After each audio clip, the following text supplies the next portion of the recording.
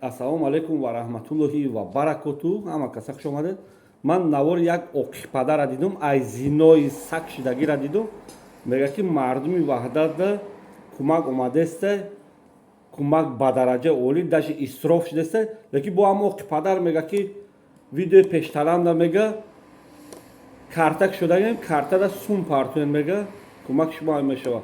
Охе оқиқпадари ай саг шидагӣ раст ки кӯмак омадеста, раст ки ҳама чи камбудӣ нест, ҳама 100%. Барои чӣ бо дар картаи шумо дуздои ҳаромо пул партоянд мардум?